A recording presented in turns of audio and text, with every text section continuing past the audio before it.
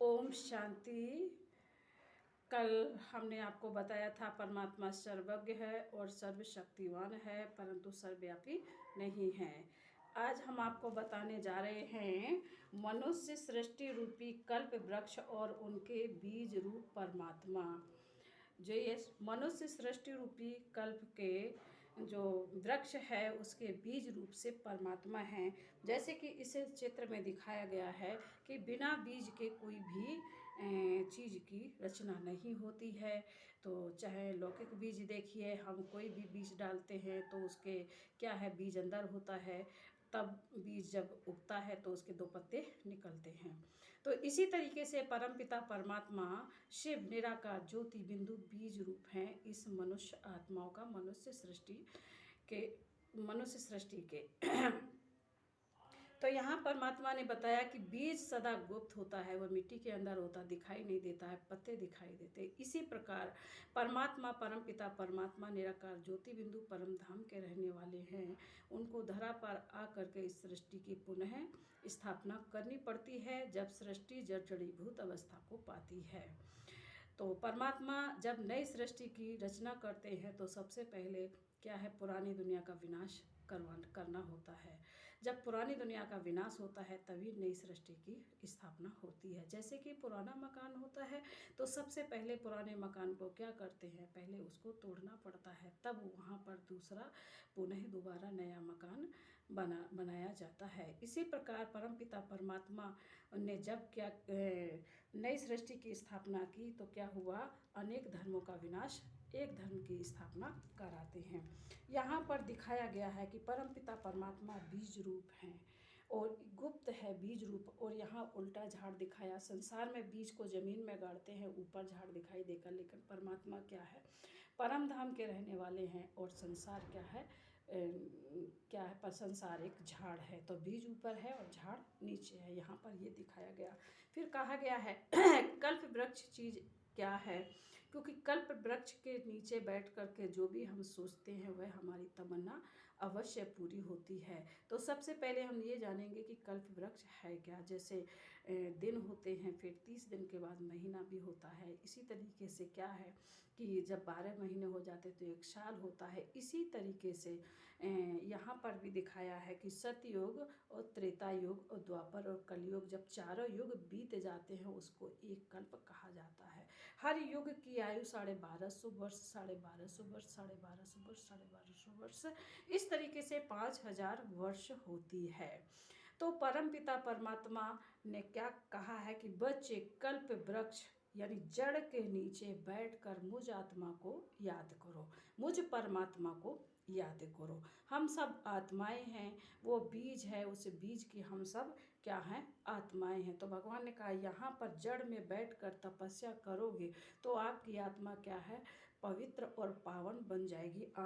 आने वाली दुनिया जिसको सतयुग कहा जाएगा वहाँ के मालिक बन जाएंगे, जिनको कहते हैं लक्ष्मी नारायण, राधे कृष्ण और लक्ष्मी नारायण। फिर क्या है, इसके बाद में आता है त्रेता युग। तो भगवान ने कहा है कि त्रेता युग में भी सुख ही सुख होगा, वहाँ दुख का नाम निशान नहीं होगा। तो हमारी ही आत्मा त्रेता युग में आती। यहाँ पर एक धर्म एक राज एक भाषा होती है, एक धर्म एक राज एक भाषा होती, कोई दुख का नाम निशान नहीं होता है। इसके बाद में क्या होता है, जैसे ही द्वापर आता है तो 4 धर्मों की एकदम एंट्री होती है। 4 धर्म की एंट्री होती है तो क्या होता है कि वो क्या है, अपने सारे जो पत्ते दिखाए गए हैं तो ये पूरे यहाँ, क्योंकि यहाँ पर भाषा भी बदल जाती है, एक धर्म यहाँ अनेक भाषाएं हो जाती हैं, ठीक है ना। तो यहाँ इस्लाम धर्म और क्रिश्चियन धर्म, बौद्ध धर्म और संन्यास धर्म ये एकदम आते हैं। फिर क्या होता है, जब इनका परिवार आता है, जिनको पत्ते दिखाए गए हैं, तो हमारी क्या है, बढ़ोतरी होती चली जाती है और दुख अशांति यहाँ से बढ़नी चालू होती है। इसी तरीके से क्या होता है, यहाँ पर अनेक धर्म, अनेक मठ, अनेक पंथ, यानी धीरे धीरे ये क्या है, सृष्टि पतन को जाती है। और जैसे ही आत्माएं धरा से, परम धाम से आत्माएं जैसे ही नीचे आती हैं तो क्या है, है कि ये सारा एक वृक्ष की रूप हो जाता है। पहले आपने देखा यहाँ पर कि क्या है, ये जड़ है, जड़ के बाद फिर ये तना है, तना से यहाँ द्वापर युग से टाल टालियाँ निकलना शुरू हुआ है।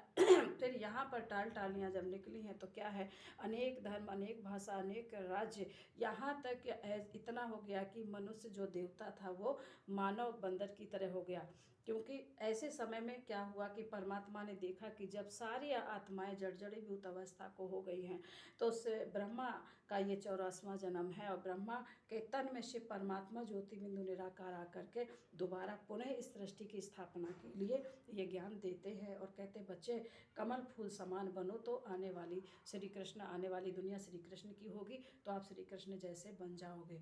यहाँ पर आप देख रहे हैं कि इसमें दिखाया गया है कि विज्ञान गर्वित अमेरिका और यूरोप वासी लड़ेंगे, लड़ रहे हैं। आज भी देखिए कि साइंस कितना आगे बढ़ चुकी है और कितना कभी बॉम्ब्स है, कभी मिसाइल्स है, कि कितना युद्ध हो रहा है। और यहाँ है परमात्मा, परमपिता परमात्मा से विपरीत बुद्धि भारतवासी भी अनेक सन्यासी, अनेक धर्म, अनेक गुरु गोसाइयों को देख करके वो शरीर में फंस गए हैं।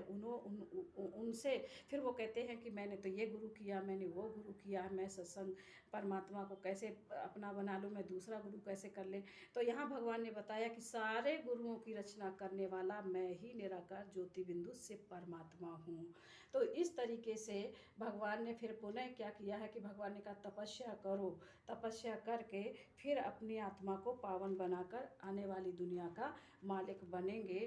फिर भगवान ने कहा यही वो वैजंती माला है। सबसे पहले उसमें वैजंती जो माला होती, जो सिमरते हैं उसमें फूल होते हैं। तो यहाँ पर आकर के परमपिता परमात्मा ने बताया, और आत्मा हमारी कहाँ सतो प्रधान थी तो वह बिल्कुल काली हो गई है, यहाँ तमो प्रधान हो गई। यहाँ खाली तमो गुणी और यहाँ पर तमो प्रधानता। जो आत्मा हमारी हीरे जैसी थी, वो जो आत्मा हमारी हीरे जैसी थी वो बिल्कुल लोहे जैसी हो गई है। ऐसे समय में परमपिता परमात्मा ने कहा है कि मुझे याद करोगे तो क्या है कि आप सतयुग के मालिक बनो। ये 84 जन्मों की कहानी है। कहा गया दिन है तो रात है, रात है तो क्या है, दिन है। यहाँ ऐसे ही क्या है, इस टाइम कलयुग है, पूरा महामारी का युद्ध समय चल रहा है। देख रहे हैं आप कितना साइंस आगे बढ़ रहा है, कितना मिसाइल से बना रखी है। पूरा ये क्या है, पूरा समय जो है ये युग कलयुग, पूरा कलह युग बन चुका है। एक दूसरे को देख भी नहीं सकते। ऐसे समय पे परमपिता परमात्मा को इस धारा पर आना पड़ा है, अपने बच्चों को यथार्थ रीति पहचान देने कि बच्चे स्वयं को जानो और मुझे पहचानो। जब मुझ निराकार परमात्मा को आप ज्योति बिंदु आत्मा याद करेंगी तो आप आने वाली दुनिया की मालिक बनेंगी। ये 84 जन्मों की हमारी कहानी, हमारे स्वयं के 84 जन्म होते हैं, ना कि 84 लाख।